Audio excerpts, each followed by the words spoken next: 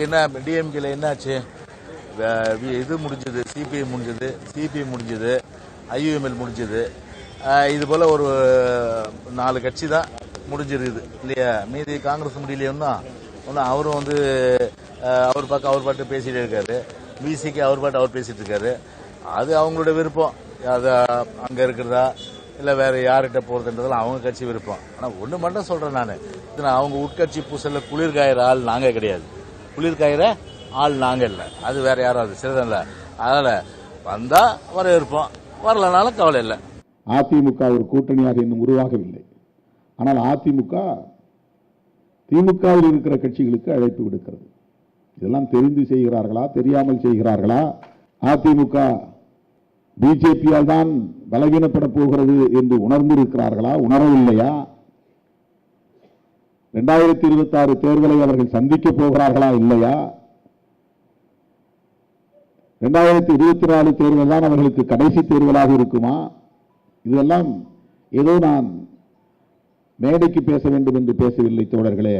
பாரதிய ஜனதாவும் ஆர்எஸ்எஸும் எல்லா மாநிலங்களிலும் இப்படிப்பட்ட பிராக்மெண்டேஷன் உத்தியை கையாளுகிறது. தனித்தனியாக நிப்பாட்டி எல்லோரையும் ஊக்கப்படுத்தி வாக்குகளை சிதறடிப்பது. நீ தனியா போட்டிடுறியா, போட்டிடு, இன்டைரக்டா உனக்கு சப்போர்ட் பண்றேன். நீ பிரிஞ்சு நிற்கிறியா, பிரிஞ்சு நில்லு. பிஜேபி எதிர்ப்பு வாக்குகளை சிதறடிப்பது. பிஜேபிக்கு ஒரு எதிரான உளவியல் தமிழ்நாட்டில் இருக்கிறது. அப்ப பிஜேபிக்கு எதிராக இருக்கக்கூடிய ஓட்டெல்லாம் டிஎம்கே அணிக்கு போயிடக்கூடாது. டிஎம்கே அணிக்கு போகாம தடுக்கணும்னா திமுக பேசுற அரசியல் எல்லாம் பேசணும் சில கட்சிகள். அப்பதான் அந்த ஓட்டை போட முடியும்.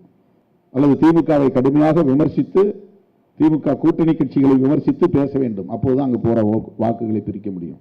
இதையெல்லாம் உணர்ந்துதான் இன்றைக்கு நாம் ஓரணியில் உறுதியாக நிற்கிறோம். தமிழக மீனவர் மீது இலங்கை கடற்படை சுடுகிறது. நம்முடைய கடற்படை கைகட்டி வாய்ப்புத்தி வேடிக்கை பார்த்துக் கொண்டிருக்கிறது. நான் கேட்பது, இங்கு இருக்கிறவன் தமிழன் இல்லையா? இங்கு இருக்கிற தமிழன் இந்தியன் இல்லையா? இந்த இந்தியனை காப்பாற்றக்கூடிய ஆற்றல் உனக்கு இல்லையா? அந்த கடமை உனக்கு இல்லையா? மத்திய அரசே நீ பதில் சொல். கேரளத்தில் ஒரு மீனவன், அந்த மீனவனை இத்தாலி நாட்டை சேர்ந்தவர்கள் சுட்டு விட்டார்கள், கடற்படை சுட்டு விட்டார்கள். அப்போது பிரதமர் மன்மோகன் சிங் துண்டித்து எழுகிறார். மன்மோகன் சிங் அந்த இத்தாலி நாட்டினுடைய தூதர் டேனியல் மின்சினி அவரை காவலில் வைக்கிறார். அவர் நகரக்கூடாது என்று சொல்கிறார். அதைத்தான் நான் இங்கு தெரிவித்துக் கொள்ள விரும்புகிறேன். அதை போன்ற நடவடிக்கை ஏன் ராமேஸ்வரம் மீனவர்கள் மீது எடுக்கப்படவில்லை என்பதுதான் என்னுடைய கேள்வி. ஜெயலலிதா படம், எம்ஜிஆர் படம் போட்டு பிஜேபி அந்த என்ன சொல்றது அது போட்டிருக்காங்க. என்ன கேட்ட பத்திரிகை இல்லை. இதை பத்தி நீங்க என்ன சொல்றீங்கன்னா, அது அதிமுகவுக்கு வராத ரோஷம் எனக்கே வருது.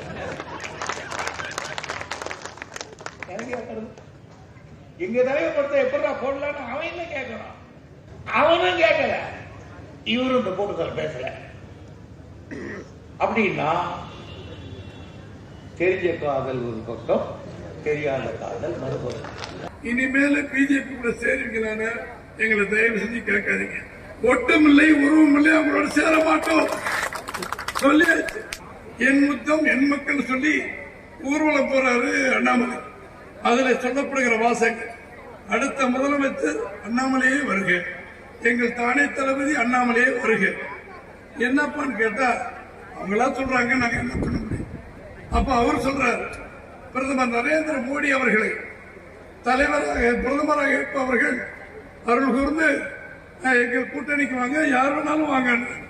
ஆனால் அடுத்த முதலமைச்சர் எடப்பாடின்னு சொல்லுவவர்கள் தான் நாங்கள் கூட்டணி வைப்போம் என்று நாங்கள் சொல்லிட்டோம்.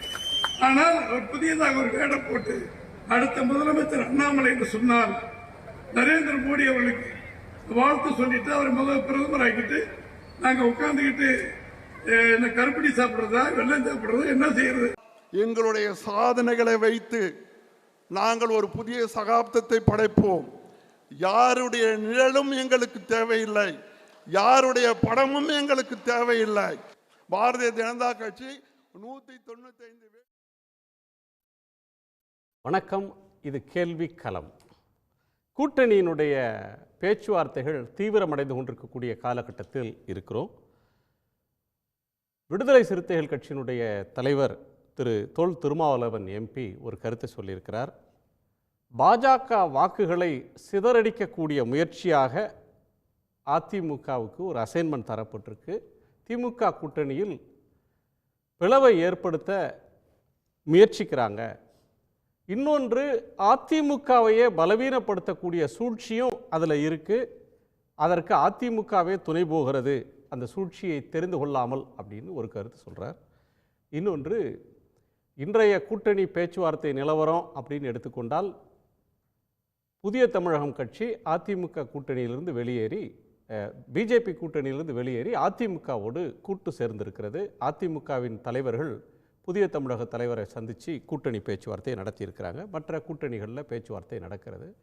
மீண்டும் அதிமுகவோடு பிஜேபி கூட்டு சேருமா அப்படின்ற கேள்விக்கு இல்லவே இல்லை என்று அதிமுக தலைவர்கள் பதில் சொன்னாலும், பிஜேபி இன்னமும் அந்த நிலைப்பாட்டை முழுமையாக கைவிட்டு விட்டதா தலைமை அப்படின்றது ஒரு கேள்விக்குறி. இது சார்ந்து நாம் பேசப்போகிறோம். அதிமுகவை பலவீனப்படுத்த முயற்சிக்கிறாங்களா, கூட்டணி சேர முயற்சிக்கிறாங்களா?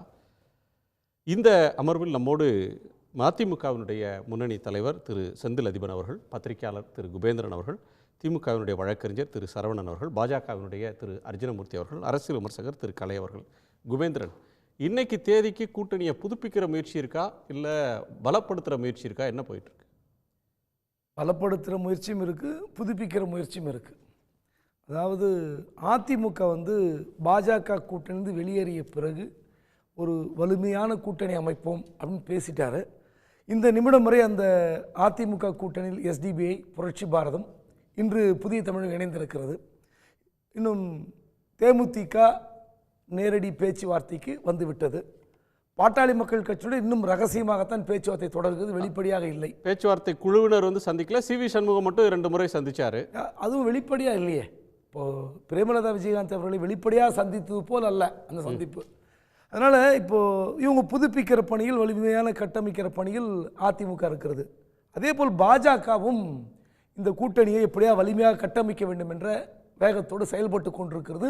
இந்த நிமிடம் வரை, நேற்று நந்தனத்தில் நடந்த அந்த கூட்டம் வரை அதிமுக எப்படியாவது பாஜகவுடன் வந்துவிடாதா என்ற ஏக்கத்துடன் தான் அந்த கூட்டம் நடந்து முடிந்திருக்கிறது. ஒட்டுமில்லை உறவும் இல்லைன்னு இப்போ கூட நீங்கள் எல்லாம் கிளிப்பிங் போட்டீங்க. அவர் அந்த அதிமுகவுடைய பொதுச் செயலாளர் பல முறை சொல்லிவிட்டார்.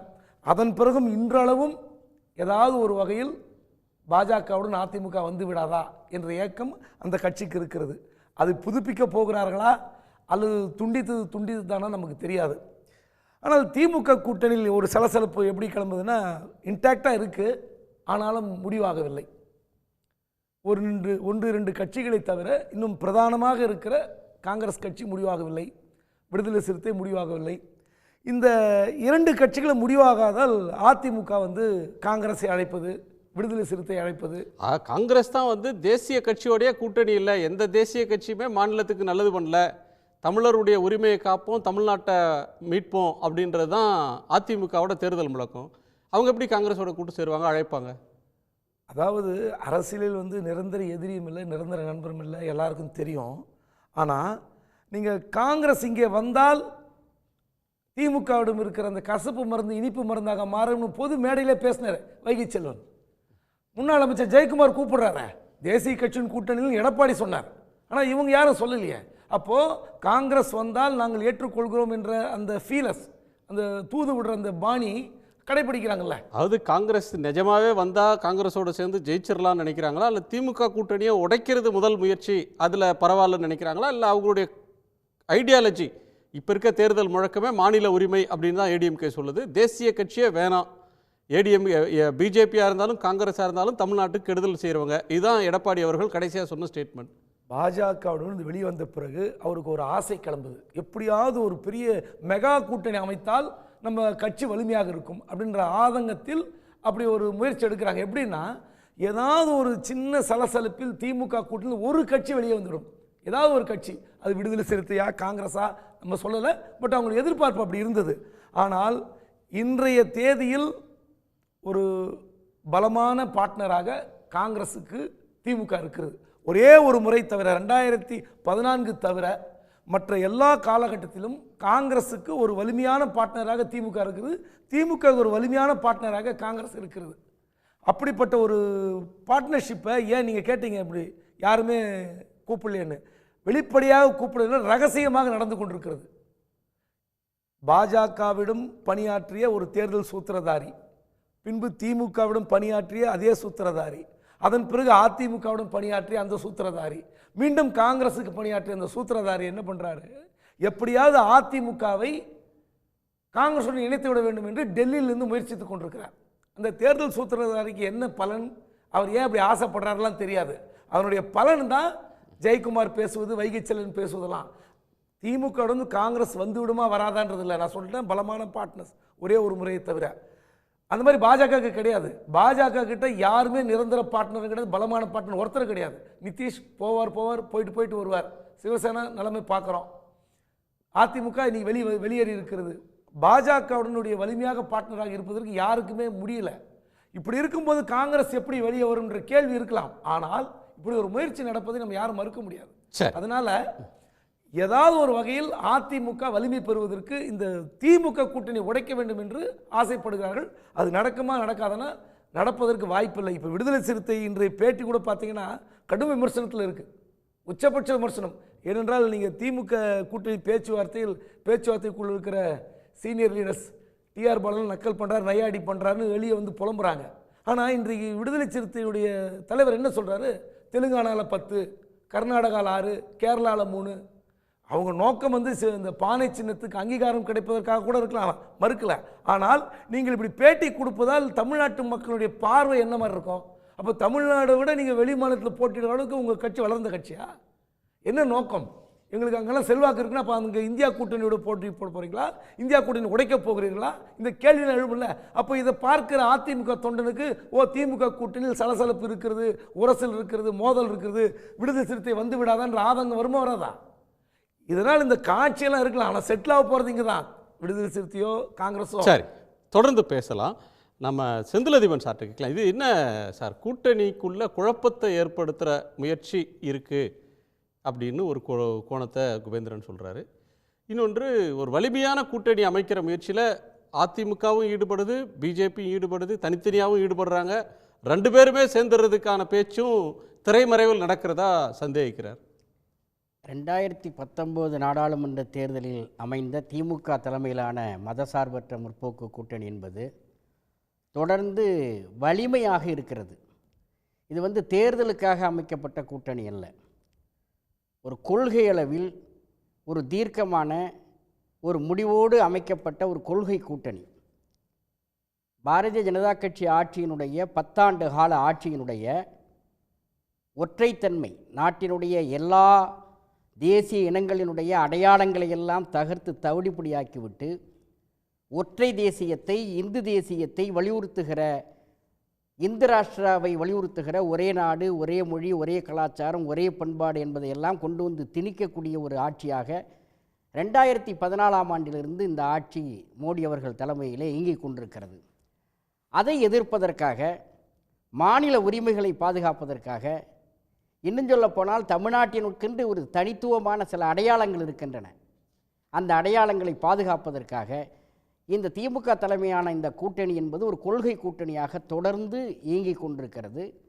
வரக்கூடிய நாடாளுமன்ற தேர்தலிலும் திமுக தலைமையிலான இந்த கூட்டணி என்பது தமிழ்நாட்டினுடைய மக்களிடத்திலே மகத்தான ஆதரவை பெற்று மாபெரும் வெற்றியை ஈட்ட இருக்கிறது என்பதில் எந்த விதமான சந்தேகமும் கிடையாது. ஆனால் எதிரணியில் இருக்கக்கூடியவர்கள் எப்படியாவது இந்த கூட்டணியை வலிமையை குறைக்க வேண்டும் என்று அவர்கள் கருதலாம். ஆனால் அது பகல் கனவாகத்தான் முடியும். ஏனென்றால் கொள்கைக்காக அமைக்கப்பட்ட இந்த கூட்டணியில் இருக்கக்கூடிய அனைத்து கட்சிகளும், மறுமலர்ச்சி திராவிட முன்னேற்றக் கழகம் உள்ளிட்ட இடதுசாரிகள் உள்ளிட்ட விடுதலை சிறுத்தைகளாகட்டும், காங்கிரஸ் கட்சியாகட்டும், ஒரு தொலைநோக்கு பார்வையோடு நாட்டின் நலன் கருதி எடுக்கப்பட்ட ஒரு கூட்டணி. இதிலே சிதைவை ஏற்படுத்தவோ பிளவை ஏற்படுத்தவோ யாராலையும் முடியாது. அது நடக்கவும் நடக்காது. திரு கலை, கூட்டணியை பலவீனப்படுத்துகிற முயற்சி, உடைக்கிற முயற்சி வெல்லாது அப்படின்னு சொல்கிற அதே நேரத்தில் ஏடிஎம்கே உடைய அணி முயற்சி அப்படின்றதும் பெருசாக நகரில் வெளிப்படையாக தேமுதிகவோட பேசுகிறாங்க, கிருஷ்ணசாமி அவர்களோட பேசுகிறாங்க, மற்றபடி ஒரு வலுவான அணி அப்படின்ற ஒன்றுக்கு இதுவரையிலும் ஏடிஎம்கேக்கு ஒரு ஹோப் கிடைக்கல அப்படின்னு குபேந்திரன் சொல்கிறாரு. எங்க அவங்களுக்கு வாய்ப்பு எங்கே? முந்தைய தேசிய ஜனநாயக கூட்டணியில் அவங்க இருந்தாங்க.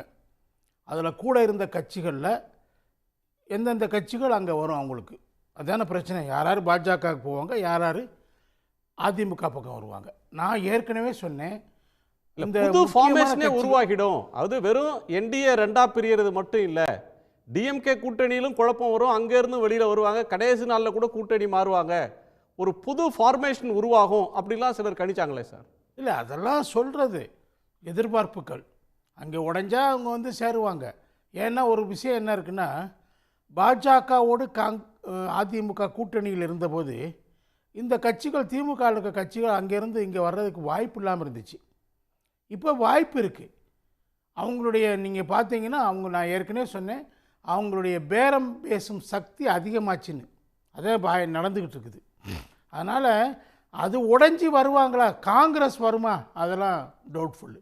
ஏன்னா காங்கிரஸுக்கும், மத்திய ஆட்சியில் இருந்த காங்கிரஸுக்கும் பாஜகவுக்கு எதிராகத்தான் நாங்கள் வந்து இந்த தேர்தல் களத்தை அமைக்க போகிறோன்னு சொல்லி எடப்பாடி அவர்கள் தெளிவாக சொல்லியாச்சு. ஆனால் அப்பப்போ சில பேர் பேசுவாங்க, அங்கே கொஞ்சம் சர்ச்சைகள் கிளம்பும் போது அந்த கூட்டணியில், அந்த கூட்டணி காங்கிரஸோட மனக்கசப்புக்கு எங்கள்கிட்ட மருந்து இருக்கு, இனிப்பு வச்சிருக்கோம் சொல்றாரு. காங்கிரஸ் வரட்டும், விசிக வரட்டும் சொல்லி ஜெயக்குமார் அழைப்பே விடுறாரு, பகிரங்க அழைப்பு விடுறாரு. அதெல்லாம் செய்வாங்க. ஒரு எதிர்கட்சியை பலவீனப்படுத்துவதற்கு இன்னொரு கட்சி, எதிர்கட்சி அதுக்கான முயற்சிகளை செய்கிறது வந்து அரசியல் தர்மம் தானே, தேர்தல் தர்மம் தானே. அதை எப்படி நீங்கள் இல்லைன்னு சொல்ல முடியும்? அதெல்லாம் செய்வாங்க. ஆனால் அதே சமயத்தில் எனக்கு தெரிஞ்சு காங்கிரஸ் எப்படிங்க வெளியே வரும்? விசிகா விட்டுடுங்க, காங்கிரஸ் எப்படி வெளியே வரும்? விசிகா தொடர்ந்து நாங்கள் அங்கே தான் இருப்போம் சொல்லிகிட்டே இருக்கிறாங்க. மதிமுகவும் அப்படி சொல்லிட்டு இருக்கிறாங்க. ஆனாலும் உள்ள சர்ச்சைகள் இருந்துகிட்டே இருக்குது, கூட்டணி உருவாகலை, உடன்படிக்கைகள் ஏற்படவில்லை இன்னும் கூட. அப்போ இதில் காங்கிரஸ் வராதுங்கிற நான் உறுதியாக தெளிவாக சொல்லிக்கிட்டே இருக்கிறேன். இந்தியா கூட்டணியில் இருக்கக்கூடிய காங்கிரஸும் திமுகவும் பிரிந்து செல்வதற்கான வாய்ப்பே இல்லை என்பதை நான் ஆரம்பத்திலிருந்து சொல்லிகிட்டே இருக்கிறேன். அதே மாதிரி திருமாவளவனும் ஒரு அங்கம் தானே. பாம்பே மீட்டிங்கோ அல்லது பாட்னா மீட்டிங்கோ திருமாவளவனும் அதுக்கு போகத்தானே செய்தாரு. அது கரெக்ட். பாஜக எதிர்ப்பு என்ற ஒரே லட்சியத்தில் அங்கே இருக்கார் அவர். மற்றபடி இந்தியா கூட்டணி வந்து வலுப்பெறணும், ஆட்சிக்கு வரணும், அந்த அளவுக்கு திமுக காட்டுற அக்கறை அவருக்கு இல்லை. திமுக அதில் முக்கியமான பங்கு வகிக்கிறது. திமுகவும் காங்கிரஸும் முக்கிய பங்கு வகிக்கிறாங்க, இங்கே லீடிங் ரோல். அவங்க இருக்கிற அந்த பிரச்சாரம், அதுக்கு பின்னாடி இருக்கக்கூடிய அரசியல் என்பது அவ்வளோ எளிதாக மாற்றப்படக்கூடியது அல்ல. இன்னொரு முக்கியமான விஷயம் நான் சொன்னது, தேசிய ஜனநாயக கூட்டணியில் இருந்த கட்சிகள் பெரும்பாலும் ஒரு சில தனிநபர் கட்சிகள் வேணால் சில அனுகூலங்களுக்காக பாஜக திரும்பவும் 3வது தடவையாக ஆட்சிக்கு வரும் மத்தியில் என்ற கணக்கில் அங்கே போகலாம். ஆனால் பெரும்பாலான ஸ்ட்ராங்கான பார்ட்டிஸ் நான் சொன்னேன், அவங்க வந்து அதிமுக பக்கம்தான் வருவாங்கன்னு சொன்னேன். ஏன்னா பாஜகவோட கூட்டணி சேர்ந்தால் அவங்களுக்கு என்ன கிடைக்கும்? எப்போ கூட்டணி போவாங்க? அமைச்சர் பதவி கொடுக்குறேன்னு சொன்னால் போவாங்க. அது மாதிரி எந்த அசூரன்ஸும் கொடுக்கப்படலே நல்லா தெரியுது. கலை, நீங்கள் சொல்கிறீங்க தனிநபர் கட்சிகள், இப்போ பாரிவேந்தரோ ஏசி சண்முகம் ஜான் பாண்டியன் போல தனிநபர்கள் நடத்துகிற தனிநபர் கட்சிகள் வேணால் பிஜேபியோட சாயலாம், ஓரளவுக்கு பேஸ் இருக்கக்கூடிய கட்சிகள் ஏடிஎம்கே தான் ப்ரிஃபர் பண்ணுவாருன்றீங்க. தேமுதிக அதிமுகவோட பேசுது, அதே மாதிரி கிருஷ்ணசாமி பேசுறாரு. நான் உங்களை கேட்கறது வந்து அதிமுக பேஸ் இருக்கக்கூடிய கட்சிகள், இப்போ வந்து திமுக கூட்டணியில நிறைய கட்சிகள் இருக்கிறாங்க, அதனால அங்க பேச்சுவார்த்தை தாமதமாகுது, ஒப்பந்தம் ஆகுறது தாமதமாகுது. கூட்டணியை முறிச்சு கூட்டணி குழு அதிமுக அமைச்சு பல நாட்கள் ஆகுது. ஆனா இன்னைக்கு வரையிலும் பாமகவோட அதிகாரப்பூர்வ பேச்சுவார்த்தை நடக்கல, வேற பெரிய கட்சிகள் யாரோடையும் ஒரு ஒப்பந்தம் அப்படின்றது அதிமுக தரப்புல நடக்கல. அப்ப இன்னமும் ஏடிஎம்கே பிஜேபி ஆப்ஷன்றது ஒன்னு ஓபன், எதுனாலும் வெயிட் பண்ணி பார்க்கலாம்னு பாமக நினைக்குதா? ஏன் ஏடிஎம்கே கூட்டணிக்கு வருவதற்கு மாஸ் பேஸ் இருக்கிற பார்ட்டிஸ் கூட தயங்குறாங்க? அவங்களுடைய பார்கெனிங் பவர் அதிகரிச்சிருச்சா? இதுக்கு கொஞ்சம் பதில் சொல்றதுக்கு எனக்கு நேரம் கொடுக்கணும். நீங்க அதாவது வந்து இவ்வளோ பெரிய கேள்வி கேட்டீங்க, நான் பதில் சொல்ல கொஞ்சம் நேரம் கொடுங்க. கொஞ்ச நேரம் நீங்கள் பேசுனதில் பாதி நேரமாக கொடுங்க. அதாவது நான் என்ன சொல்லிட்டு இருக்கேன்னா, நான் சொன்னது நடக்குது. இந்த பிரதான கட்சிகள் பாஜகவோட போக மாட்டாங்க. பாஜகவோட போனால் அவங்களுக்கு என்ன சாய்ஸு? டெபாசிட் கிடைக்குமா கிடைக்காதாங்கிற 2 சாய்ஸ் தான் இருக்குது. ஆனால் அதிமுகவில் வந்தால் வெற்றியா தோல்வியாங்கிற 2 சாய்ஸ் இருக்குது. அவங்க எதை ப்ரிஃபர் பண்ணுவாங்க? இப்போ இந்த என்எஸ் சீட்டு ஆர்எஸ் சீட்டு ராஜ்யசபா சீட்டு இல்லை என்பது 2 பக்கமும் அதிமுக தெளிவாக சொல்லியாச்சு. கூட்டணி கட்சிகளுக்கு எங்கிட்ட அந்த அளவுக்கு தொகுதி இல்லை, ஒரே ஒரு தொகுதி தான் இருக்குது, நாங்கள் தர முடியாதுன்னு சொல்லிட்டாங்க. அதை ஏற்றுக்கொண்டு இன்னும் கூட 2 பெரிய கட்சிகள் அவங்களோட தான் பேசிகிட்டு இருக்கிறாங்க. அது அண்டர் கிரவுண்டில் பேசுகிறாங்களா, மறைமுகமாக பேசுகிறாங்களா, நேரடியாக பேசுகிறாங்களா? நேரடியாக பேசிகிட்டு இருக்கிறாங்க. ஏன் இப்போ டிவிலே காட்டுறீங்க, நீங்களே உங்கள் டிவிலே வருது அந்த மாதிரி பேசிகிட்டு இருக்காங்கன்னு. பாமகவும் அவர் அன்புமணி ராமதாஸ் ஜிகே மணியும் போய் எடப்பாடி அவர்களை சந்திச்சிருக்காங்க, அங்கே பேசியிருக்கிறாங்க. அவங்க எத்தனை தொகுதி கேட்டிருக்காங்கிற தகவல்கள் வருது, எத்தனை தொகுதி கொடுக்க அதிமுக விரும்புகிறது என்ற தகவல் வருகிறது. இவ்வளவு நடக்குது இல்லை? அதனால் நான் சொன்ன சாத்தியம் என்பது திமுகவில் இருந்து கட்சிகள் வருவது என்பதற்கு வாய்ப்பு மிக மிக குறைவு. ஆனால் தேசிய ஜனநாயக கூட்டணியில் இருக்க பிரதான கட்சிகள் அதிமுக பக்கம் பாஜக பக்கம் போக மாட்டாங்க, அதிமுக பக்கம்தான் வருவாங்க. கூட்டணி இன்னும் கூட திமுக கூட்டணியில் கூட பிரதான கட்சிகளோட கூட்டணி முடியலைங்க, உடன்படிக்கை ஏற்படலை, இன்னும் கூட பேசிகிட்டு இருக்கிறாங்க. அது சுமூகமாக இருக்கா இல்லையாங்கிறது வேறு விஷயம். அதுக்கு மாறுபட்ட கருத்துக்கள் அவங்க சொல்கிறாங்க வெளியே வந்து. ஆனால் இன்னும் சீட் ஷேரிங் அங்கே கம்ப்ளீட் ஆகலை. பிறகு இடங்கள் இறுதியாக்கப்படவில்லை. மார்க்சிஸ்ட் கம்யூனிஸ்ட் கட்சிக்கு கோவை தரப்படுமா இல்லையா என்பது கேள்விக்குறியாக இருக்குது. இந்த மாதிரியான பல விஷயங்கள் இருந்துக்கிட்டு தான் இருக்குது. அதே இது இங்கேயும் தொடருது, சிக்கல்கள் இருக்குது, உடன்படிக்கை இறுதியாகவில்லை. ஆனால் தேசிய ஜனநாயக கூட்டணி இருக்கக்கூடிய கட்சிகள் அதிமுகவோட தான் வரும், அதில் சந்தேகமே இல்லை. அங்கே இருக்கக்கூடிய 3 பெரிய கட்சிகள் சொன்னால் பாமக, தேமுதிக, அது புதிய தமிழகம். தென் தமிழ்நாட்டில் அவங்களுக்கு ஒரு செல்வாக்கு இருக்குது 3-4 மாவட்டங்களில். புதிய தமிழகம் கடந்த தேர்தலில் தனியாக போட்டிட்டு ஒட்டப்பிடாரத்தில் 5000 ஓட்டு தான் வாங்கினாங்க. இல்லை தனியாக போட்டி தமிழ்நாடு முழுக்க ஓட்டு எலெக்ஷனில் நின்று தனிச்சு நின்று 0.49-47 வாங்கினாங்க. இதில் என்ன பெரிய மாஸ் பேஸ் இருக்குது அப்படின்றது ஒரு ஆய்வுக்குரிய வினா. நான் பெரிய கட்சின்னு அந்த மற்ற கட்சிகளை கம்பேர் பண்ணும்போது, தனிநபர் கட்சிகளை கம்பேரட்டிவாக அனலைஸ் பண்ணும்போது இவங்களுக்கு ஒரு பேஸ் இருக்குது. ஒரு 3 மாவட்டங்களில் அது எவ்வளோ சிறியதாக இருந்தாலும் ஒரு பேஸ் இருக்குது. அது இப்போ வளர்ந்துருக்கலாம் அவங்க சொல்கிறாங்க. அப்போ பாஜக வளர்ந்துருக்குன்னு சொன்னால் நம்புகிறோம், அவங்க வளர்ந்துருக்குன்னு சொன்னால் நம்ப மாட்டோமா? நம்ப மாட்டேங்கிறீங்க. அதான் தேர்தல் நேரத்தில் மட்டும் எப்படி சார் எல்லா கட்சியும் வளர்ந்துருச்சுன்னு சொல்கிறாங்க? எல்லா கட்சியுமே தேர்தல் நேரம் வந்ததுன்னா மற்ற நேரங்களில் ஆக்டிவிட்டியாக இருக்கிறது இல்லை. தேர்தல் வந்ததுன்னா மட்டும் எல்லா கட்சியோட நாங்கள் வளர்ந்துட்டோம் அப்படின்னு சொல்கிறத பார்க்குறோம். சொல்கிறதுக்கு அவங்களுக்கு எல்லோருக்கும் உரிமை இருக்குது. நம்ம திரு அர்ஜுனமூர்த்தி சார்ட்ட கேட்கலாம். திரு அர்ஜுனமூர்த்தி, என்டிஏவில் இருந்த கூட்டணி கட்சிகள் அவங்க ஏடிஎம்கேவா பிஜேபியா அப்படின்னு வந்தால் ஏடிஎம்கேவை தான் ப்ரிஃபர் பண்ணுவாங்க. பிஜேபியோட சேர்ந்தால் டெபாசிட் கிடைக்குமா கிடைக்காதான்றது ஒரு கேள்வி. ஆனால் ஏடிஎம்கேவோட வந்தால் வெற்றி பெற முடியுமா முடியாதான்னு ஒரு முயற்சி பண்ணி பார்க்குற ஸ்கோப்பாவது இருக்குது. அதனால் அதை நோக்கி தான் வருவாங்க அப்படின்னு திரு கலை சொல்கிறாரு.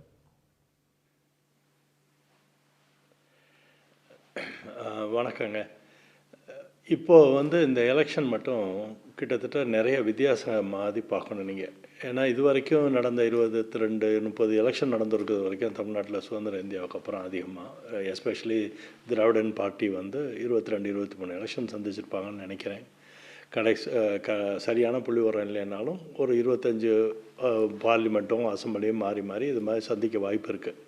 இது நாள் வரைக்கும் உங்கள் 2 கட்சியுமே என்னென்னா அதிமுக திமுக 2 வலிமையான கட்சிகள் 2மே கூட்டணி இல்லாமல் எலெக்ஷன் சந்திக்கக்கூடிய தைரியமோ தன்னம்பிக்கையோ அவங்க 2 பேருக்குமே இருந்ததில்லை. ஏதோ ஒரு விதத்தில் ஒரு கூட்டணி வேணும். பிரைம் மினிஸ்டர்ஷிப்பை முடிவு பண்ணி பாராளுமன்ற தேர்தலுக்கும் அசம்பிளி சட்டசபை தேர்தல் வரும்போது யார் சீஃப் மினிஸ்டர்னு ஒரு கணக்கு எடுத்து அது மாதிரி ஒரு முடிவு எடுத்து அதுக்கு உண்டான ஒரு கூட்டணி அமைக்கிறது, அது ஜாதி வாரியாக மதம் வாரியாக இந்த மாதிரி ஒரு கூட்டணி அமைக்கிறது தான் தொடர் செயல். இதுதான் நம்ம காலங்காலமாக நம்ம எல்லாருமே தமிழ்நாட்டில் இருக்க எல்லாருமே பார்த்து வந்த செயல். இப்போ என்ன மாற்றம், இப்போ என்ன மாறி இருக்குது தமிழ்நாடு அப்படிங்கிற சிந்தனை அரசியல்வாதிகளுக்கு வந்தால் ஒழிய பாரதிய ஜனதா கட்சியோட அப்ரோச் என்னங்கிறது புரியறதுக்கு வாய்ப்பே இல்லை. இவங்க இவங்க மனசில் பதிவு பண்ணதெல்லாம் அழித்து பார்த்துட்டு புதுசாக இன்றைக்கி என்ன இருக்குதுன்னு பார்க்கணும். என்னென்னலாம் புதுசாக இருக்குன்னா, இன்றைக்கி 40% இளைஞர்களோட ஓட்டு இருக்குது.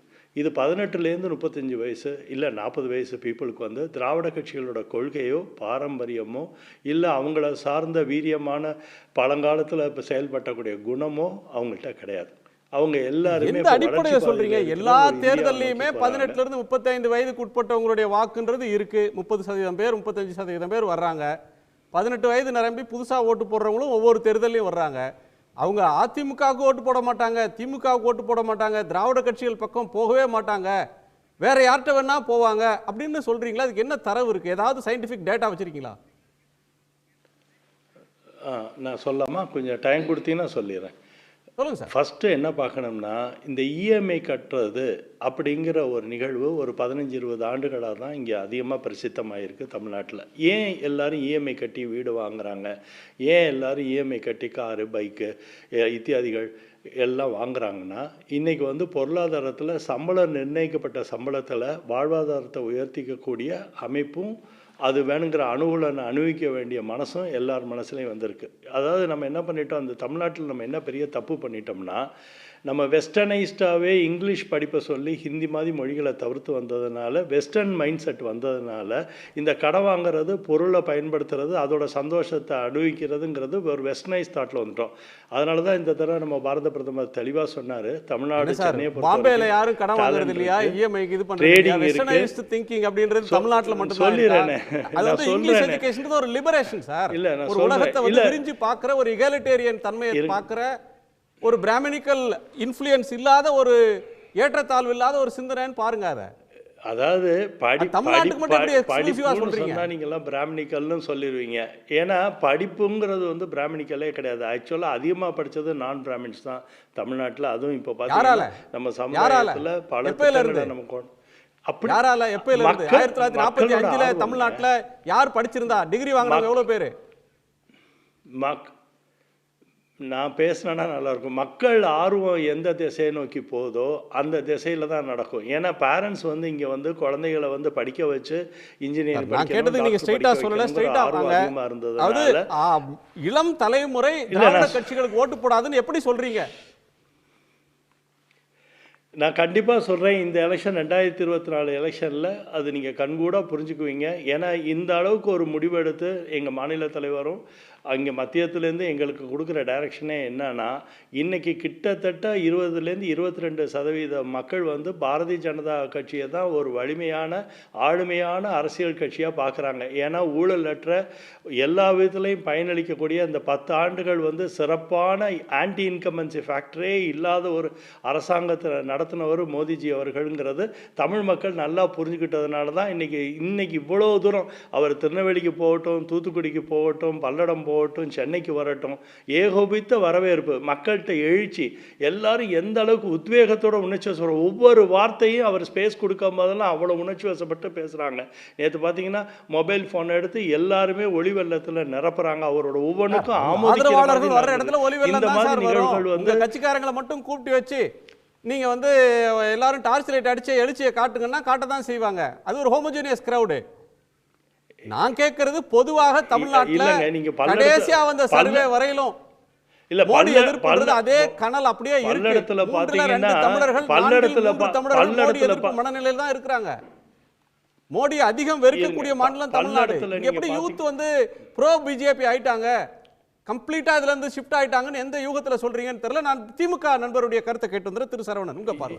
இல்ல நீங்க பல்லடத்துல பாத்தீங்கன்னா எல்லா குடும்பமா சாரையா திருவிழா கூட்டம் மாதிரி தான் வந்திருந்தாங்க. அந்த மாதிரி நிறைய வீடியோக்கள் நாங்கள் எடுத்திருக்கோம். இதுலேருந்து என்ன மனமாற்றம்னா, இந்த படிப்பறிவு, பொருளாதார வளர்ச்சி, மக்களுக்கு பயன்படக்கூடிய திட்டங்களை இந்த 10 ஆண்டுகள் கொடுத்தோன்னா அதீத நம்பிக்கை மோடி அதே பல்லடத்துல இப்ப எங்களோட கூட்டணி மக்கள் கூட்டணி, எங்கள் கூட்டணி மக்கள் கூட்டணி இருக்கும்போது நீங்க பாப்பீங்க கூட்டு சேர்றதுக்கு யாருக்கு ஆள் கிடைக்கலையோ, அந்த கட்சிக்கு கூட்டணிக்கு கூட வரதுக்கு கட்சி இல்லையோ, அவங்க என்ன சொல்லிடுவாங்கன்னா, நாங்க எங்க கூட்டணி தெய்வத்தோடையும் மக்களோடையும் தான் அப்படின்னு சொல்லுவாங்க. நீங்க வந்து ஏடிஎம்கே கூட்டணிக்கு முயற்சி பண்ணிட்டு இருக்கீங்க. இல்லங்க, நீங்க வேற கூட்டணிகளை பாமக உள்ளிட்ட மற்ற கட்சிகளோட பேசி பாக்குறீங்க. யாரும் வரலன்னா மக்களோட கூட்டணின்னு சொல்ல போறீங்க. வேற என்ன ஆப்ஷன்? பல்லடத்தையே நம்ம ஒரு டெஸ்ட் எக்ஸாம்பிளா வச்சுக்கோம்.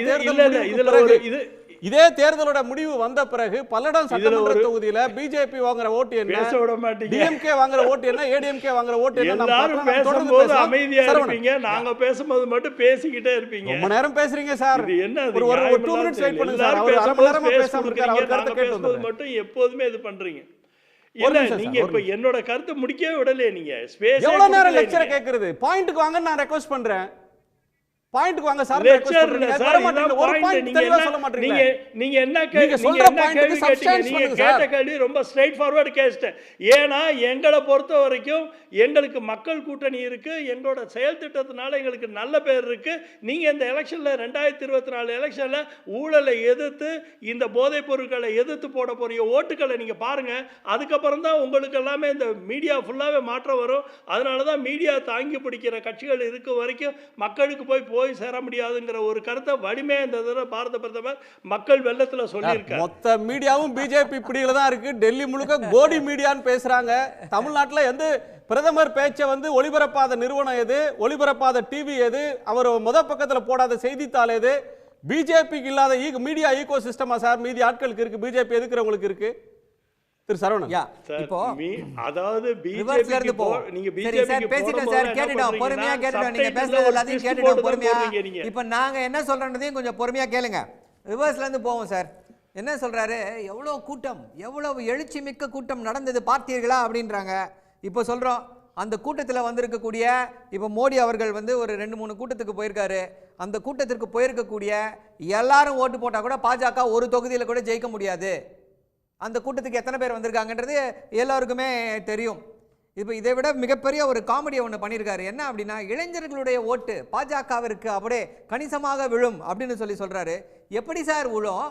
நம்முடைய டெமோகிராஃபிக் டிவிடெண்ட், அதாவது இந்த கடந்த அந்த 10 டீகேடில் 2010க்குள்ளே நம்ம நுழையும் பொழுது இந்தியாவிற்கு எது ஒரு மிகப்பெரிய வரப்பிரசாதம், இந்தியாவுடைய ஒரு ஹிடன் ஆசெட் என்ன அப்படின்னா டெமோகிராஃபிக் டிவிடெண்ட் அப்படின்னாங்க. அதாவது உலகத்திலேயே இளைஞர்கள் 20 வயதிலிருந்து 30 வயதுக்குள்ளே 35 வயதுக்குள்ளே இருப்பவர்கள் உலகத்திலேயே இந்தியாவில் தான் ஜாஸ்தியாக இருக்கிறாங்க. இவர்களுக்கு சரியான வேலை வாய்ப்பு, இவர்களை சரியான பாதையில் இட்டு சென்றால் இந்தியா ஒரு மிகப்பெரிய வளர்ச்சியை அடையும்னு சொல்லி எல்லாருமே பேசி கொண்டிருந்தார்கள். மிகப்பெரிய பொருளாதார வல்லுநர்கள் எல்லாம் இந்த கருத்தை சொன்னாங்க. அதையே தான் திரு மோடி அவர்கள் வாக்குறுதியாக கொடுத்தாரு. 2014 ஆட்சிக்கு வருவதற்கு முன்னால் என்ன சொன்னார்? 2 கோடி பேருக்கு வேலை கொடுப்பேன், வருஷத்தில் 2 கோடி பேருக்கு வேலை கொடுப்பேன்னு சொல்லி ஆட்சிக்கு வந்தார். இந்த 10 வருடத்தில் நாம் என்ன சூழ்நிலையில் இருக்கோம் அப்படின்னா, இதுவரை வரலாறு காணாத வேலையின்மை. 50 வருடங்களுக்கு முன்னால் எவ்வளவு வேலையின்மை இருந்ததோ அதே அளவு வேலையின்மை இப்பொழுது இருக்கிறது. அப்போ என்ன சொல்கிறாங்க? சார் பக்கோடா வீங்க சார், பக்கோடா விற்கிறது வேலை தானே சார் என்று பேசியது யார்னா திரு அமித்ஷா அவர்கள். இப்படி பக்கோடா விற்க சொல்றதுக்கு அவங்களுக்கு ஆட்சியை கொடுத்தார்கள் இளைஞர்கள். சொல்லுங்களேன், போய் தேர்தல் பிரச்சாரமா முன்வைங்களேன். உங்களுக்கு வேலை எப்படி எல்லாருக்கும் வேலை கொடுக்க முடியும்? பக்கோடா வித்துருங்க, பக்கோடா வித்தாலும் அது ஒரு தொழில் தான், அது ஒரு வேலை தான் சொல்லி போய் பிரச்சாரம் செய்யுங்களேன். தைரியம் இருக்கிறதா? பிஜேபிக்கு போட மாட்டாங்க, வேலை வாய்ப்பை உருவாக்கலன்றீங்க. அந்த இளைஞர்களுடைய ஓட்டு திமுகவுக்கும் அதிமுகவுக்கும் வரும், திராவிட கட்சிகளுக்கு தான் வரும்ன்றதுக்கு என்ன உத்தரவாதம் இருக்கு? நல்ல கேள்வியை கேட்டிருக்கீங்க. ஒரு சின்ன இன்னொரு இதே இந்த வேலை வாய்ப்பு இந்த இளைஞர்கள் இதிலே பார்ப்போம். தமிழ்நாட்டுடைய முதல்வர் ஆட்சிக்கு வந்த உடனேயே நான் முதல்வன் சொல்லி ஒரு திட்டம், இதே திட்டம் ஒன்றிய அரசு ஸ்கில் டெவலப்மெண்ட், ஸ்கில் இந்தியா அப்படின்னு சொல்லி ஒரு திட்டத்தை உருவாக்கிச்சு. இந்த நான் முதல்வன் திட்டத்திற்கும் ஸ்கில் இந்தியா டெவலப் திட்டத்திற்கும் என்ன ஒற்றுமைன்னு பாருங்க. ஒரு பேர் என்ன ஒற்றுமைனா, இரண்டுடைய குறிக்கோள் தான் ஒரே ஒற்றுமை. பட் அவுட்கம்ஸ் பார்த்தீங்க அப்படின்னா, இப்போ ஒரு 3-4 வாரங்களுக்கு முன்னால் ஒரு பத்திரிகை செய்தி வந்துச்சு. எப்படி வெறும் ஆர்ட்ஸ் காலேஜில் படித்தவர்கள் அவங்களுடைய ஸ்கில்லை பிரிட்ஜ் பண்ணி அவர்கள் எல்லாமே எம்என்சிஸில் போய் வேலைக்கு கிடைச்சிருக்கு. அவங்களுக்கு இன்ஜினியரிங் காலேஜஸில் படிக்கிறவங்க தான் யூஸ்வலி எம்என்சிஸில் வேலை கிடைக்கும். ஆர்ட்ஸ் காலேஜில் படிக்கிறவங்களுக்கு அந்த அளவுக்கு ஒரு ஜாஸ்தியான அளவிற்கு வேலை கிடைக்காது. ஒரு ஸ்கில்லு வச்சுருக்கவங்க ஒரு டாப் காலேஜஸில் படித்தவங்க. ஆனால் 18,000 பேர் அந்த வருடத்தில் மட்டும் ஆர்ட்ஸ் காலேஜில் படித்தவர்களுக்கு எம்என்சியில் வேலை வாய்ப்பு கிடைக்கப்பட்டிருக்கிறது. என்ன காரணம்? தமிழ்நாட்டில் அந்த ஸ்கில் டெவலப்மெண்ட் நான் முதல்வன் திட்டம். அதே போல பல இன்ஜினியரிங் கல்லூரியில் படித்தவர்கள் எக்ஸ்ட்ரா சாஃப்ட்வேர் கோர்சஸ் படித்து அவங்கெல்லாம் இன்டர்வியூவில் சிறப்பாக செயல்பட்டு கொண்டிருக்கிறார்கள். அதோடு மட்டுமல்ல, இப்போ என்ன அப்படின்னா, பெண்கள் இந்தியா, அதாவது இப்போ இந்தியாவுடைய பொருளாதார வளர்ச்சிக்கு யாரை அடுத்த கட்டத்திற்கு எடுத்து செல்வதற்கு என்ன தேவை அப்படின்னு பார்த்தீங்கன்னா, பெண்கள் வந்து எல்லா வேலைகளிலே பொருளாதாரத்திலே அவங்க வந்து ஈடுபட வேண்டும், அவங்களுடைய பார்ட்டிசிபேஷன் இருக்கணும் ஒர்க் ஃபோர்ஸில் அப்படின்றாங்க. அதற்கு சிறப்பான திட்டங்களை யார் கொடுத்துருக்கா? தமிழ்நாட்டில் திமுக அரசு கொண்டு வந்திருக்கிறது. இலவச பஸ் பயண திட்டம், பெண்கள் வந்து நீங்கள் கல்லூரி முடித்த உடனே மாதம் 1000 ரூபாய். இப்போ அதே 1000 ரூபாய் திட்டத்தை வந்து மாணவர்களுக்கும், மாணவிகளுக்கும் மட்டுமல்ல மாணவர்களுக்கும் கொடுத்துருக்காங்க. இப்போ இளைஞர்கள் யாருக்கு சார் ஓட்டு போடுவாங்க? இப்படி இளைஞர்களுடைய வாழ்க்கையிலே ஒரு மிகப்பெரிய மாற்றத்தை உருவாக்கக்கூடிய திமுகவுக்கு ஓட்டு போடுவாங்களா?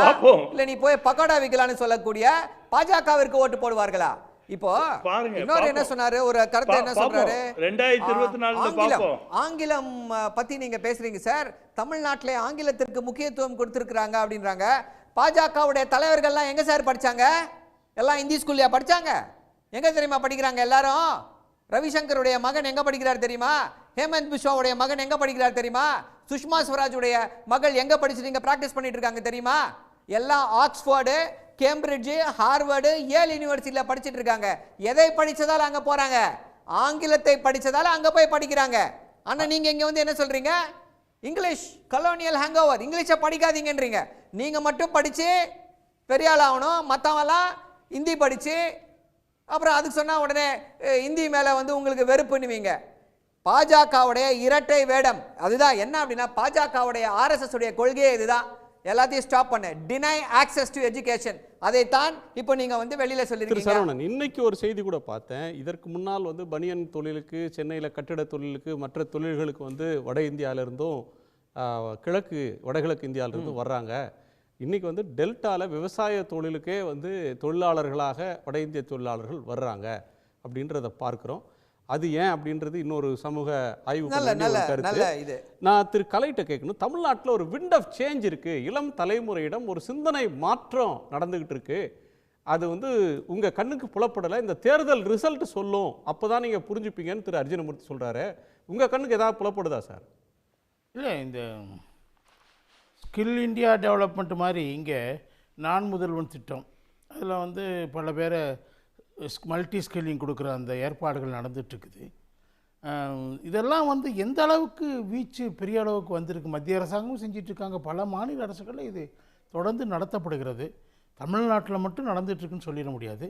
இதனுடைய வீச்சு என்னவா இருக்குன்றது அந்த தமிழ்நாட்டில் மட்டும்தான் நடக்கிறது. அதுதான் உங்களுக்கு வந்து கம்பேர் பண்ண. ஸ்கில் இந்தியா, ஒன்றிய அரசு கொண்டு வந்த ஸ்கில் இந்தியா எந்த அளவில் இருக்கு, தமிழ்நாட்டுடைய நான் முதல்வன் திட்டம் எந்த அளவில் இருக்கு அப்படின்றதுக்கு ஆதாரத்தோடு பேசினேன். இது வந்து ஏதோ எல்லா மாநிலங்களும் இதை செய்கிறது அப்படினா மொத்தம் பொதுவா பேசாதீங்க. தரவுகள் இருந்தா தரவுகளின் அடிப்படையில் உங்களுடைய கருத்துக்களை வைங்க. இல்ல கலை, நான் கேட்க வந்தேன், திராவிட கட்சிகளுக்கு இளம் தலைமுறை ஓட்டு போடாது, எந்த அளவுக்கு நடந்திருக்கிறது, அதனுடைய வீச்சு எந்த அளவுக்கு இருக்குங்கிறது நம்ம தேர்தலில் நீங்க சொந்த முயற்சி இல்ல சார், காப்பீடுக்கிற முயற்சி தானே, கணக்கீட்டுக்கு வர முடியாது. ஆனால் நான் மேஜராக சொல்ல விரும்புகிறேன் என்னென்னா, பாஜக பெரிய இரண்டாவது பெரிய கட்சியாக, எதிர்க்கட்சியாக தமிழகத்தில் வந்து விட்டது என்ற ஒரு தோற்றத்தை கட்டமைக்க முயற்சி நடக்குது. அதிமுக காணாமல் போய்விட்டது, தேர்தல் களத்தில் பாஜகவுக்கும் திமுகவுக்கும் தான் போட்டி என்ற ஒரு தோற்றம் உருவாக்கப்படுகிறது. அதிமுக அதிலிருந்து வெளியேறி விட்டதுன்னு சொல்கிறாங்க. ஆனால் உண்மையிலேயே நீங்கள் பார்த்தீங்கன்னா, இந்தியா அதுக்கு ஒரு முக்கியமான சாட்சியமாக நான் சொல்ல விரும்புகிறேன். ஒரே நிமிஷத்தில் இந்தியா டுடே நடத்தின கருத்து கணிப்பில் அவங்க என்ன சொன்னாங்க, எத்தனை வாக்குகள் திமுக கிடைக்கும், எத்தனை வாக்குகள் அதிமுக அல்லாத என்டிஏ பாஜக தலைமையிலான என்டிஏ கிடைக்கும் சொன்னாங்க. ஆனால் அதிமுக எங்கே இருக்குன்னு கேட்டாங்க. அந்த சர்வேயை அந்த தொலைக்காட்சியில் ஒளிபரப்பும் போது சிலர் கேட்டாங்க, சி ஓட்டர்ஸ் ரெப்ரசன்டேட்டிவ்கிட்ட கேட்டாங்க, அதிமுக எங்கே இருக்குன்னு. அதிமுக பிற கட்சிகள் 38% கொடுத்துருக்கோம், அதில் இருக்கிறாங்க. நாங்கள் அப்போ எத்தனை சதம் அதிமுக அந்த 38ன்னு கேட்டப்போ 30% அப்போ தான் சொல்கிறாங்க. அது ஏன் மறைக்கப்படுகிறது? அதிமுக வந்து ஒரு பலமான கட்சியாக வருவது என்பதை மறைப்பதற்கான திட்டமிட்ட ஏற்பாடுகள் ஏராளமாக தமிழ்நாட்டில் கடந்த 2-3 ஆண்டுகள் நடந்துக்கிட்டே இருக்குது. குறிப்பாக பாஜக விட்டு அதிமுக வெளியே வந்த பிறகு அதிமுக பலமாகி இருக்கிறது. அதை குறைத்து மதிப்பிடுவதற்கு, அதனை புறந்தள்ளுவதற்கான ஏற்பாடு நடந்து கொண்டே இருக்கிறது. நான் சொல்கிறேன், பிரசாந்த் கிஷோர் சொன்னதை சொல்கிறேன். தமிழ்நாட்டு தொலைக்காட்சிக்கு ஒன்றுக்கு அவர் 10 நாட்களுக்கு முன்னால் கொடுத்த பேட்டியில் என்ன சொல்கிறாருன்னா, 3 விஷயம் சொல்கிறாரு. ADMK under EPS is a strong party. It will not be defeated so easily. Nobody can take that party so easily. It is a wrong assessment. அப்படின்னு கிளீனா சொல்றாரு. they are a potential contender. அவர் ஒரு அசைன்மென்ட்க்கு காத்திருக்கிறவரா இருக்கலாம். அதுக்கு ஒரு விசிட் அசைன்மென்ட் அவர் எடுத்துக்கலாம். நான் ஒரே ஒரு கருத்து தான். திரு கலை சொல்றதுல இருந்து என்னன்னா, அதிமுக இப்போ வந்து இங்க போட்டி, இப்போ இந்த 2024 தேர்தலில் போட்டி யாருக்குன்னு பார்த்தீங்கன்னா கண்டிப்பாக அது திமுகவுக்கும் அதிமுகவுக்கும் தான்.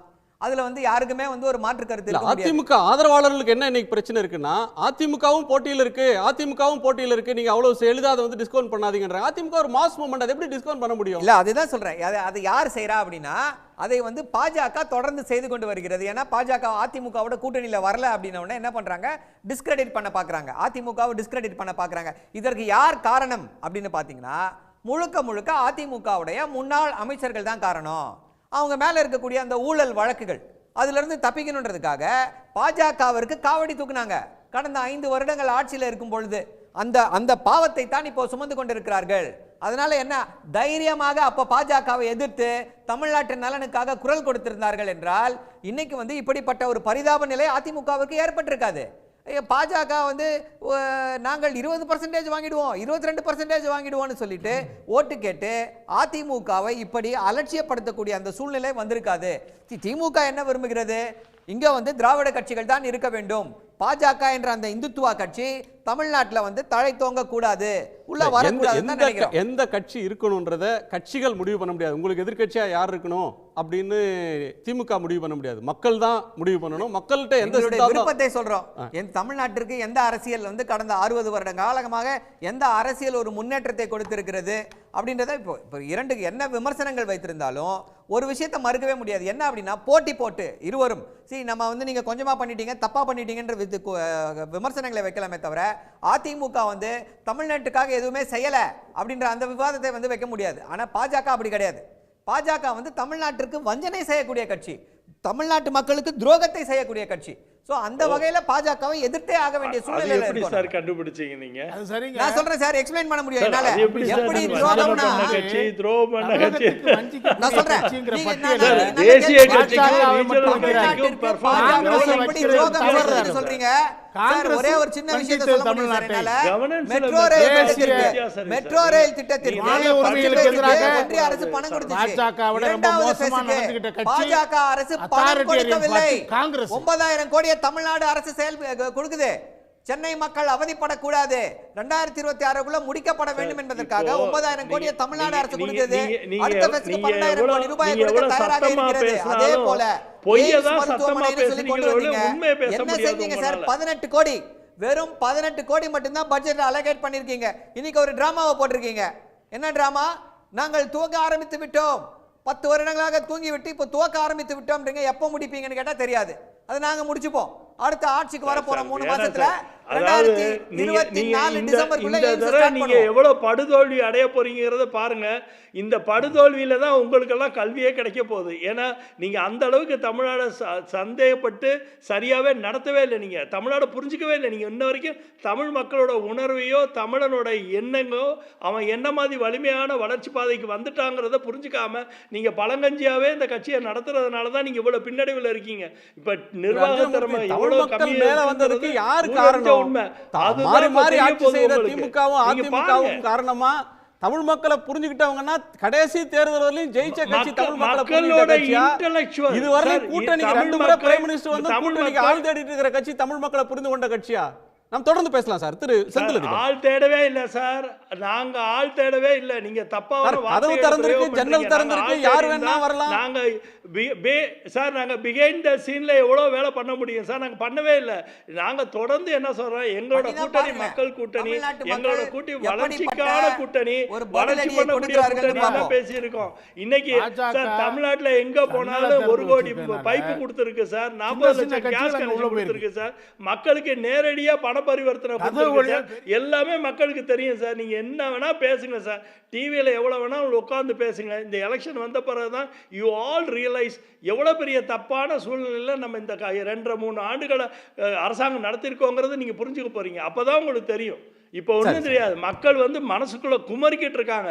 அந்த பேலட் பாக்ஸ், அந்த ஓட்டு போடுற மிஷினுக்கு போகும்போது தான் அவங்களுக்கு தெரிய போது அவங்க கோவம் என்னங்கிறத நீங்கள் உணர போறீங்க. அது வரைக்கும் இந்த மாதிரி சமாளிச்சு தமிழ்நாட்டு மக்களை நாங்கள் வரவேற்கிறோம். நீங்க இப்படியே பேசுங்க. பிஜேபி அதிகம் புரிஞ்சுச்சு. தமிழ் மக்களுடைய உணர்வை பிஜேபி வென்று விட்டது, அவங்களுடைய மனதை வென்று விட்டது. அது வந்து தேர்தல் முடிவில் உங்களுக்கு தெரியும் அப்படின்னு ஒரு கோணத்தை சொல்றார் திரு அர்ஜுனமூர்த்தி. இன்னொரு ஆஸ்பெக்ட், அதிமுகவோட பொருளாளர் திண்டுக்கல் சீனிவாசன் நேற்றைக்கு ஒரு கூட்டத்தில் பேசியிருக்கிறார்.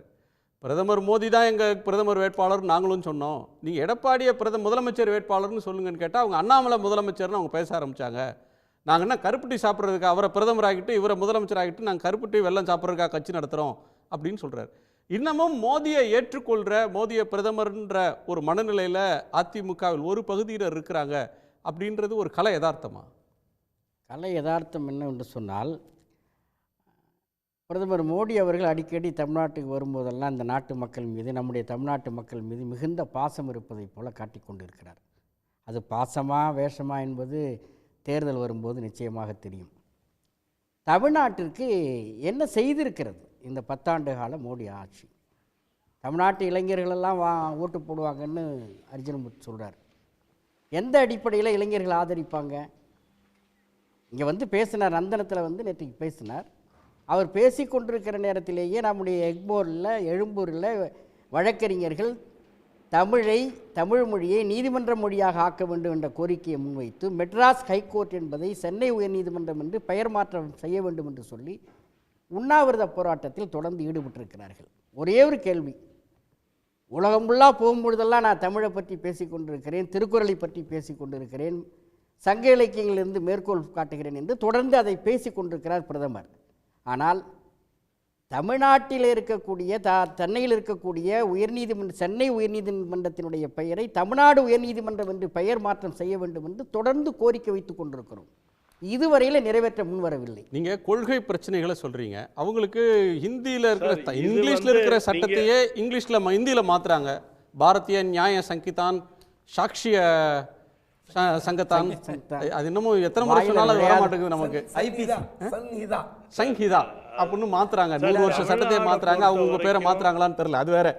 இது வந்து கொள்கை பார்வையில் சொல்றீங்க. பட் வாழ்வாதார பிரச்சனை, வாழ்க்கை தரத்தை மேம்படுத்துறது, பொருளாதாரத்தை மேம்படுத்துறதுல நாங்கள் சாதிச்சிருக்கோம். அதனால யூத் கவரப்பட்டிருக்கிறாங்க. இல்லை, எந்த சாதனையும் கிடையாது. அதாவது 2015 ஒரு கள நிலவரம் என்னன்னு சொன்னால், வந்த பேரிடருக்கு அதிமுக ஆட்சி, இதே அதிமுக ஆட்சி இருந்த போதிலிருந்து வந்த நேரத்தில் பேரிடர்களுக்காக நிதி கேட்கப்பட்டது தமிழ்நாட்டிலிருந்து 1,27,655 கோடி மத்திய அரசாங்கத்திடம், ஒன்றிய அரசிடம் கேட்டார்கள். ஆனால் மாநில அரசுக்கு ஒன்றிய அரசு வழங்கிய நிதி என்பது 5,884 கோடி. கேட்கப்பட்ட தொகையை விட 4.61 விழுக்காடு தான் நிதியை மத்திய சர்க்கார் ஒதுக்கி இருக்கிறது தமிழ்நாட்டுக்கு. எந்த விதத்தில் இவர்கள் நன்மை செய்து விட்டார்கள்? கோயம்புத்தூரில் இருக்கக்கூடிய பல்லாயிரக்கணக்கான தொழிலாளர்களுக்கு வேலைவாய்ப்பு கொடுக்கக்கூடிய ஜவுளி தொழில் மிகப்பெரிய நெருக்கடியில் இருக்கிறது. பஞ்சு விலையினுடைய விலையேற்றத்தினால தொடர்ந்து உயர்ந்து கொண்டே போய் கொண்டிருக்கிறது.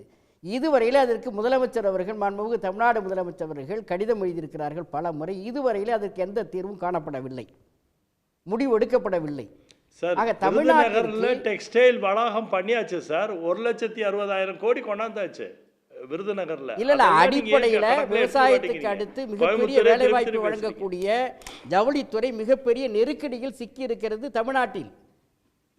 தொழிற்சங்கத்தில் இருக்கக்கூடியவர்கள், தொழில் முதலாளர்கள் சொல்லிக் கொண்டிருக்கிறார்கள், முதலீட்டாளர்கள் சொல்லிக் கொண்டிருக்கிறார். ஆனால் இதுவரையிலே மத்திய அரசாங்கம் அதற்கான எந்த நடவடிக்கையும் எடுக்கவில்லை. கோவிந்தரன் குறுக்கிட்டீங்க. இல்லை, நண்பர் அர்ஜுனமூர்த்தி சில தகவலை சொன்னார், நாங்கள் ஆள் தேடவில்லைன்னு சொன்னார். நீங்கள் கேட்ட கேள்விக்கு ஒன்று. ரெண்டாவது, மோடி அவர்கள் நந்தனத்தில் பேசும்போது செய்தி சொல்கிறார், ரெண்டுத்தையும் விளக்கம் சொல்கிறேன்.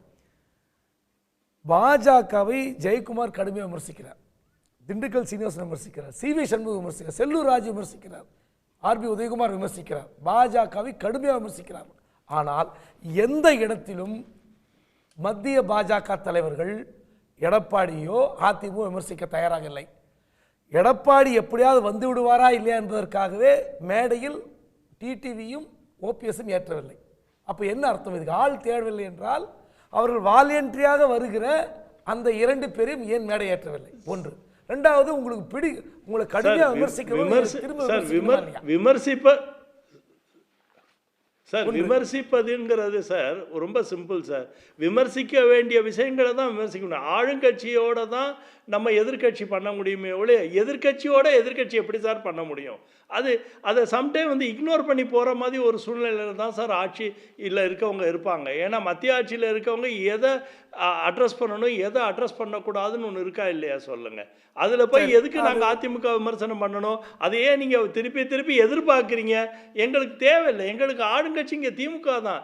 திமுக விமர்சனம் பண்ணி திமுக குறைகளை சுட்டி காமிக்கிறது தானே எங்களோட முக்கிய காரணமும் வேலையுமா இருக்கு. அப்படி தானே எங்கள் மாநில தலைவர் தொடர்ந்து செயல்பட்டுக்கிட்டு இருக்காரு. அதை தாண்டி நாங்கள் எதுக்கு பண்ணணும்? எதுக்கு நாங்கள் குறைகளை சுட்டி காட்ட வேண்டும் என்று பாஜக விரும்புகிறது. நான் 2 கேள்வி கேட்கிறேன்.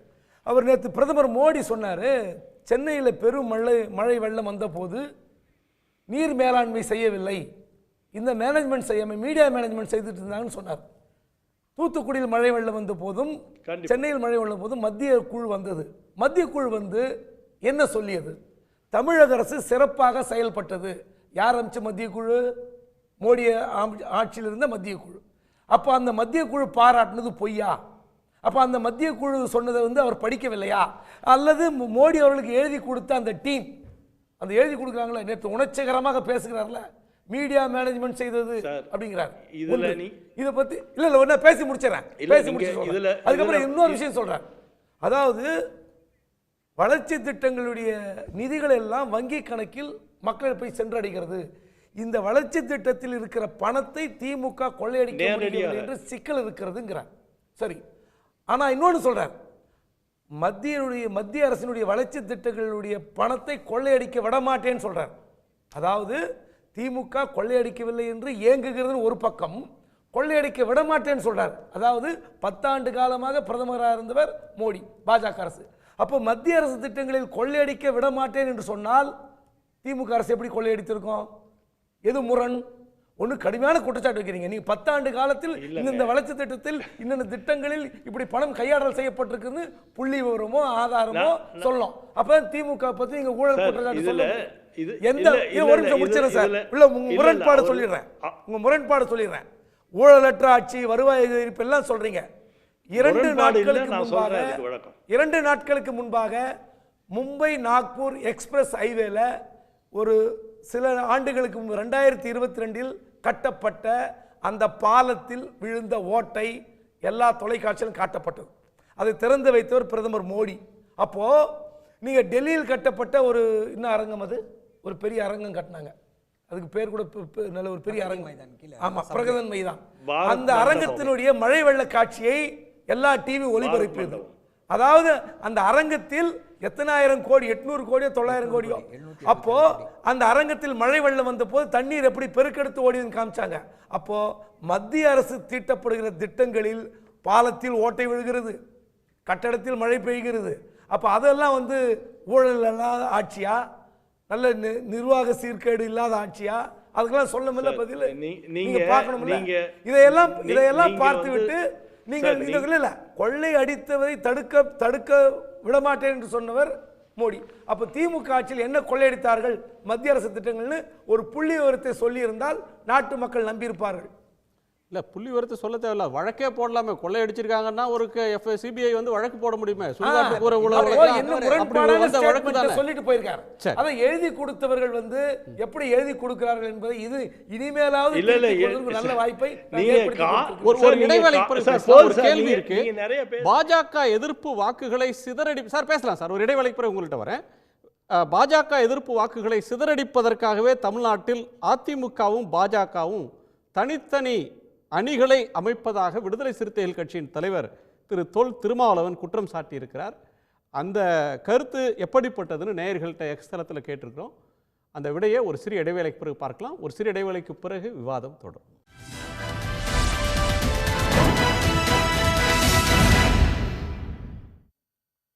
கேள்விக்களம் தொடர்கிறது. நேயர்கள்ட்ட வைத்திருந்த வினாவுக்கு என்ன விடை நேயர்கள் சொல்லியிருக்காங்கன்றதை பார்க்கலாம்.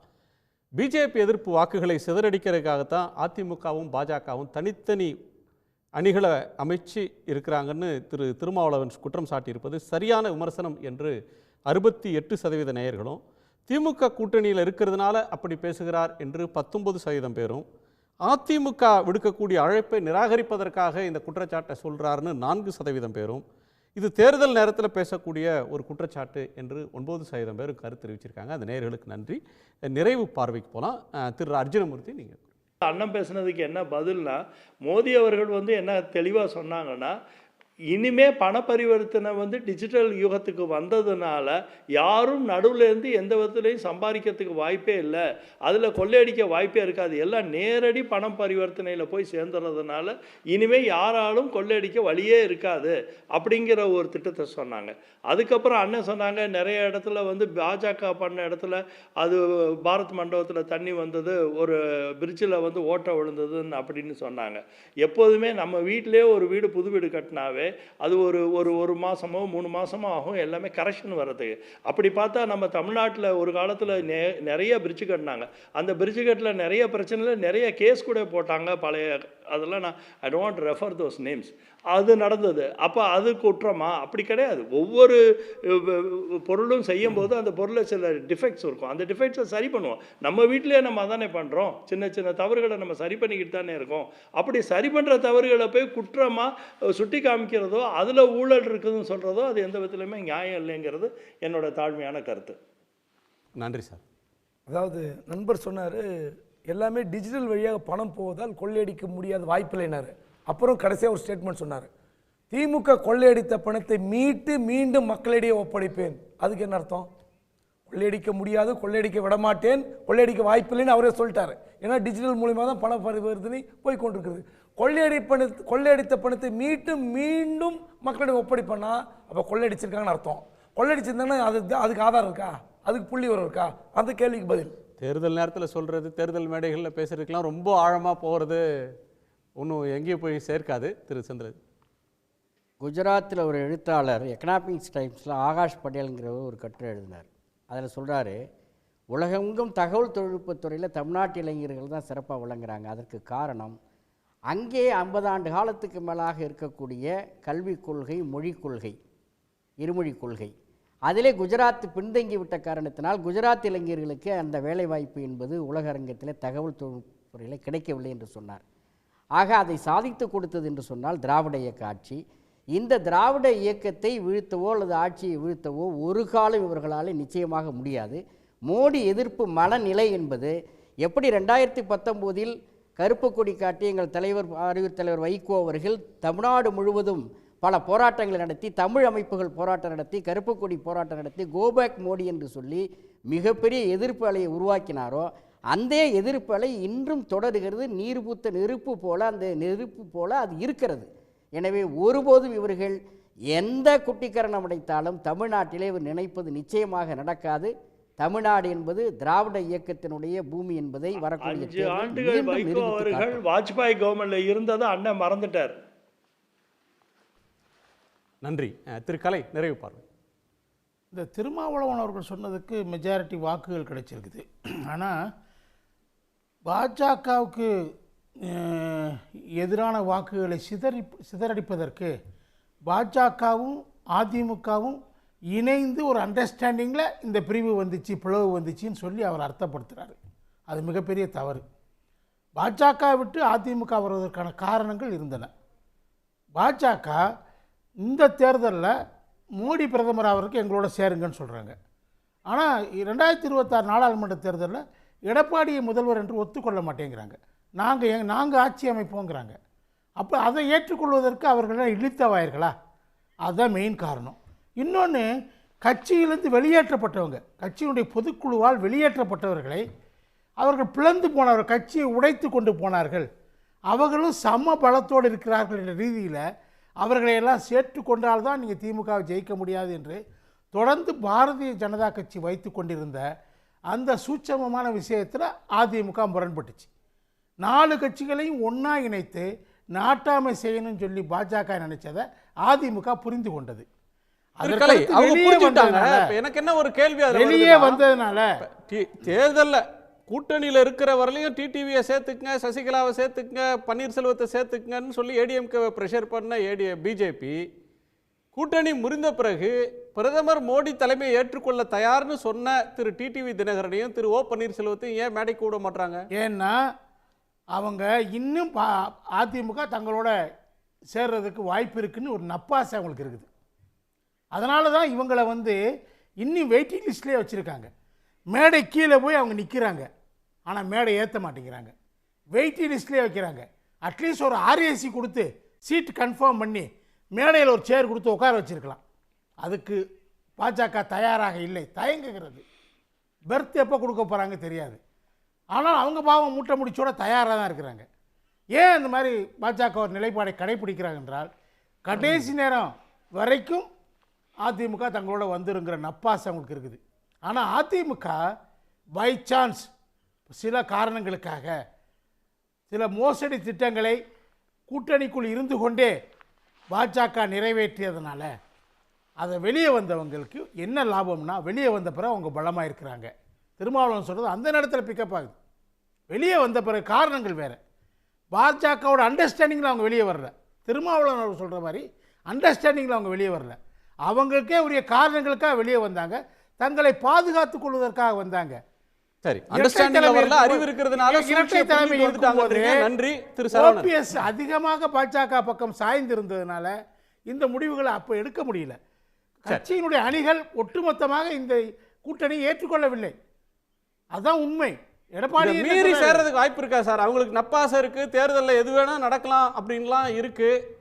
அதை மீறி நடக்கலாம், இது நடக்காது. ரேங்க் அண்ட் ஃபைல் ஏற்றுக்கொள்ள எது வேணாலும் நடக்கலாம், ஆனால் இது நடக்காது. எது வேணாலும் நடக்கலாம், இது நடக்காது. சரி சார், திரு சரவணன். இல்லை, இப்போது முக்கியமாக பாஜகவுடைய ஊழலை பற்றி பேசினாங்க. இந்த டைரக்ட் பெனிஃபிட் ஸ்கீம்ஸ் எல்லாம் எப்படி ஊழலுக்கு எதிரானது அப்படின்னாங்க. அது சுத்த ஹம்பக். ஏன் அப்படின்னா, தமிழ்நாட்டில் பிஎம் கிசான் ஸ்கீம்னு சொல்லி ஒரு ஸ்கீமை அனௌன்ஸ் பண்ணாங்க 2020 அதிமுக ஆட்சியில். நான் நடத்த மாட்டேன் விட மாட்டேன்னு விட்டார் மோடி அவர்கள். எப்போனா அதிமுக ஆட்சியில் ஒரு ஆல்மோஸ்ட் 110 கோடி ரூபாயை ஏமாத்திட்டாங்க. எப்படின்னா, டைரக்ட் டிரான்ஸ்ஃபர் டு பெனிஃபிஷரிஸு போலி கணக்குகளை தொடங்கி அதுக்கு மாநில அரசு என்ன சொல்லிச்சு, அதற்கு காரணம் நாங்கள் அல்ல, ஒன்றிய அரசு தான் காரணம்னு சொல்லிச்சு. ஒன்றிய அரசு என்ன சொல்லிச்சு, இல்லை இதுக்கு நாங்கள் காரணம் இல்லை, மாநில அரசு அதிகாரிகள் தான் காரணம்னாங்க. அது பாஜக ஆட்சியில் நடந்த ஊழல்ன்றதுனால அவ்வளோதான், அதை அப்படியே குழி தோண்டி மூடிட்டாங்க, இது பண்ணிட்டாங்க. அதே போல் பாரத் ஆயுஷ்மான் ஸ்கீம் ஒரே நம்பரில் ஆல்மோஸ்ட் 7.5 லட்சம் பேர் ஏமாத்திருக்காங்க மக்களை. இதெல்லாம் எப்படி டைரக்ட் டிரான்ஸ்ஃபர் டு பெனிஃபிஷரிஸ் தான். இதுக்கு பேர் ஊழல் இல்லையா?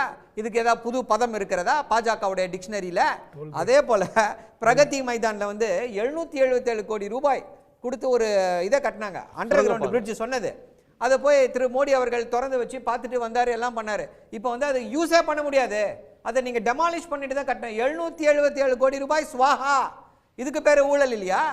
18 கோடி ரூபாய் கட்ட வேண்டிய ஒரு 1 கிலோமீட்டர் ரோடை 250 கோடி ரூபாய் போட்டிருக்கீங்களே, இதுக்கு பேர் ஊழல் இல்லையா? எல்லாம் ஊழலுக்கு முத்தாய்ப்பாக என்ன சொல்கிறாங்க, தேர்தல் பத்திரங்களில் நீங்கள் உச்சநீதிமன்றம் கொடுக்குது, தீர்ப்பு கொடுக்குது, உடனடியாக வெளியிடுங்கள்னு சொல்லிட்டு 3 வார அவகாசம்னு. இப்போ என்ன சொல்கிறாங்க, ஒன்றிய அரசு அவங்கள இது பண்ணி ஜூன் 30, ஏன்னா அந்த யாரெல்லாம் பாஜகவிற்கு நன்கொடை கொடுத்திருக்கிறார்கள் அப்படின்ற அந்த தகவல் வெளியில வந்தா அதை விட இமாலய ஊழல் இந்தியாவிலேயே இருக்க முடியாது. அதற்கு பயந்து போய் தான் பாஜக வெளியில விடாமல் தவித்துக் கொண்டிருக்கிறது. உலகமாக உத்தமருக்கு போல நடிக்கிற இவங்க என்ன பண்ணிருக்கணும், எஸ்பிஐ வெளியே விட வேண்டாம் சார், நாங்கள் சம்பாதித்த பணம் நியாயமான பணம்னு சொல்லி எப்போ உச்சநீதிமன்ற தீர்ப்பு வந்ததோ அடுத்த நொடி அந்த இதை வெளியில விட்டுருந்தாங்க. அப்படி வெளியில விட்டுருந்தாங்கன்னா பாஜக போல உத்தமமான கட்சி இந்தியாவிலேயே கிடையாது. இதுக்காகவாது இவங்களுக்கு ஒரு 3வது தடவை ஓட்டு போடுங்க சார்னு சொல்லி கேட்கலாம். அந்த யோக்கியதை இருக்கிறதா பாஜகவிற்கு? நன்றி. நாட்டு மக்களை 4 மணி நேரத்தில் கையில் இருக்கிற ரூபாய் நோட்லாம் செல்லாதுன்னு சொன்னாங்க, ஒரு ரிசர்வ் வங்கி அறிவிச்சது. ஆனால் ஸ்டேட் பேங்க் 4 பிரிண்ட் அவுட்டை தர்றதுக்கு 4 மாதம் அவகாசம் கேட்குறாங்க. அந்த பிரிண்ட் அவுட்டை வெளியில போடுறதுக்கு மிக்க நன்றி. உங்கள் அனைவருடைய பங்கேற்புக்கும் கருத்து பகிர்வுக்கும் நன்றி. மீண்டும் சந்திப்போம். இது கேள்விக்களம், மக்களின் மேடை. உடனுக்குடன் செய்திகளை தெரிந்து கொள்ள சன் நியூஸ் பெல் ஐகானை கிளிக் பண்ணுங்க.